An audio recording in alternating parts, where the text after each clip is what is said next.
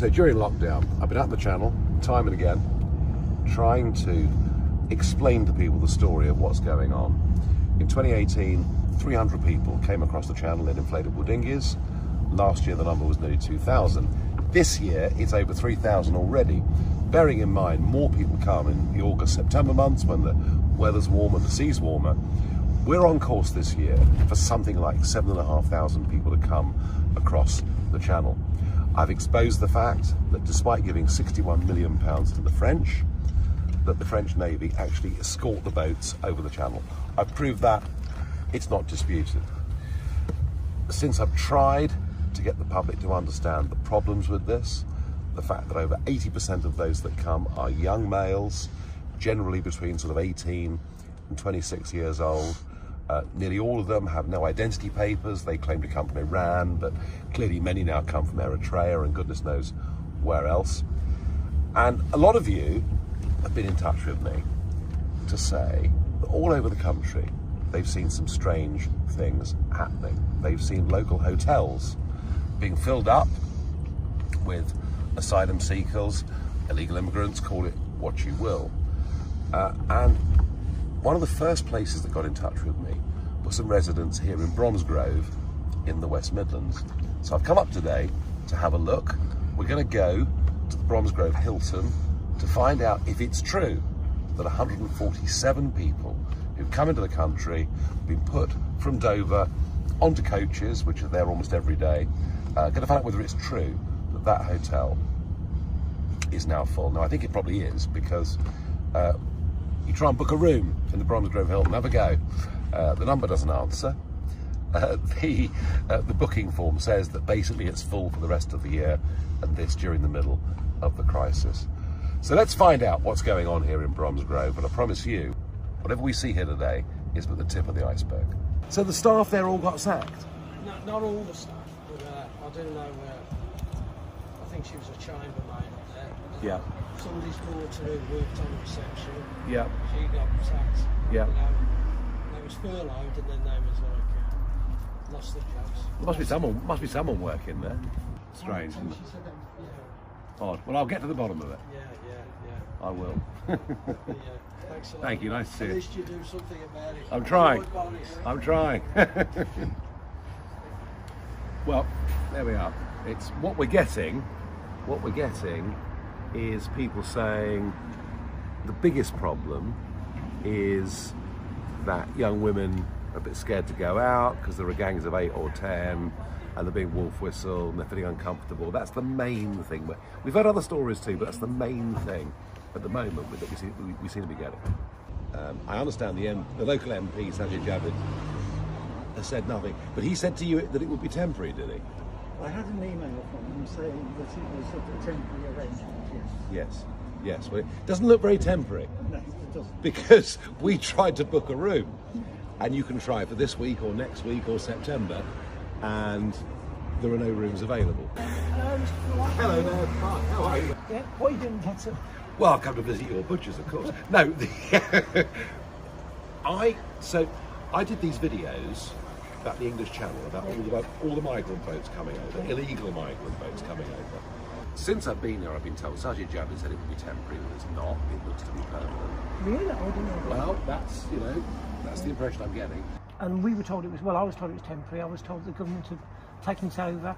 They were going to move them on. Apparently there's 600 around the country as well.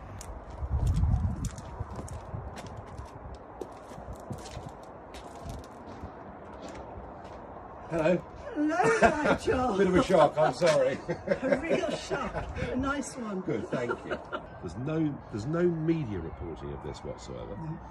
And here you are, a little village in Worcestershire, and you've got 147 young blokes. You know. Now, people have told me that Sajid Javid said it was going to be a temporary thing, but it's not, is it? No, it's not. Never is it? No, never is. And we tried online to book rooms. I tried as well when I was trying to check it out. Oh, did you? Yeah. We're in Catshill. We're finding out how local residents feel about what's happened to the local hotel, where 147 young men, mostly between the ages of 18 and 26, had been parked. What we've learnt already from residents is that Sajid Javid promised it'd be temporary, but when we tried to book a room, there are no rooms to book. I mean, you'd have thought hotels were empty. This one is full. Thank you for letting me into your home and both of you for talking to me. Did it come as a big shock when you found out what had happened? Yes, yeah. Apparently, we all knew about it and we were supportive, according to our local newspaper. We didn't even know. No, I was told that there was a consultation. No, there wasn't. No. According to the Advertiser and the Standard, we were all very supportive. Oh, right. How come we didn't even know? And that's true of it, did we, Andy? Just moved him in. I'm black.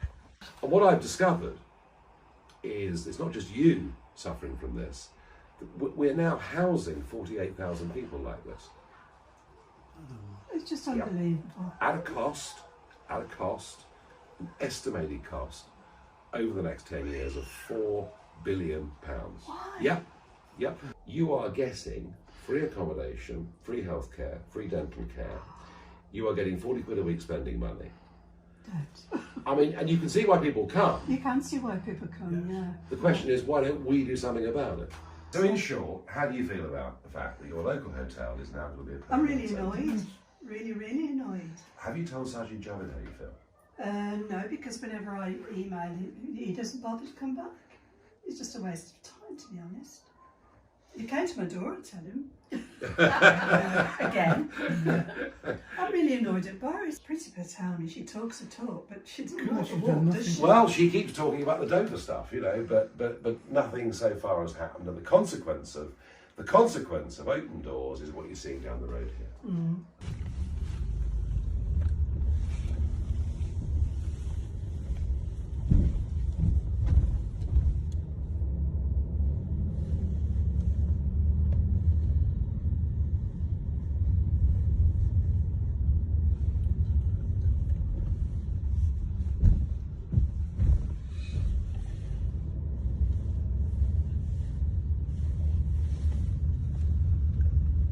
Their staff cars. So here we are at the Bromsgrove Hilton. Here's the car park. Completely empty. And yet we couldn't book a room when we tried. We did try. They're booked for months and months, it would seem. I wonder why. Windows are open, so people are staying here.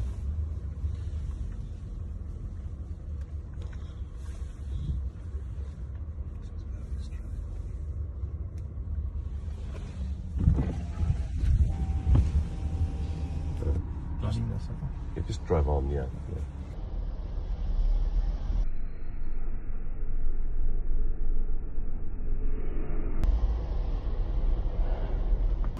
This is the Hilton Bromsgrove. Let's have a quick look.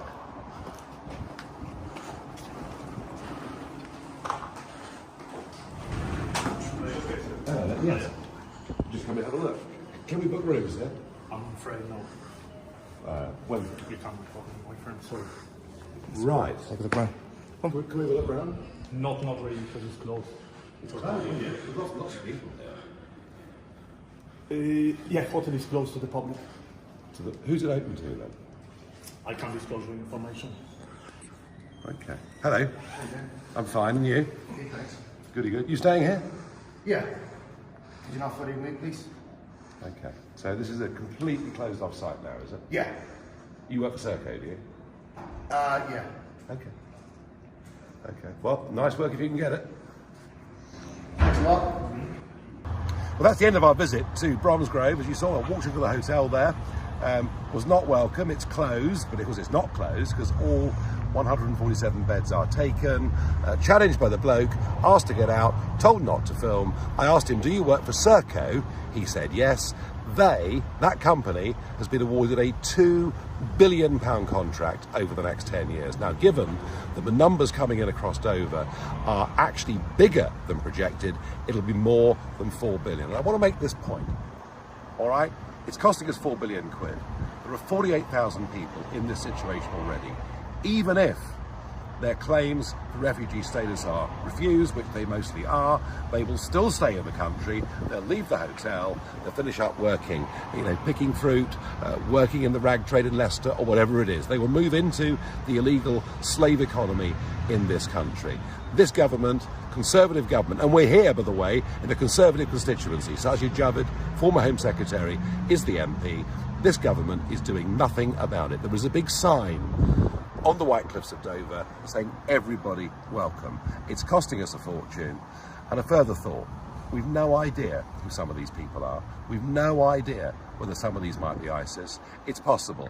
I don't know, but we have seen failed asylum seekers committing horrible acts in our country before. We should not be doing this. I want this story to be out there and be talked about. Oh yes, I know. Of course, mainstream media will condemn me for even daring to talk about it, but it is the truth. We should have a proper debate about it. And please, if in your local area, one of your hotels has been filled up in similar circumstances, please contact us at the end of this video, because I want the full story of what is going on in our country.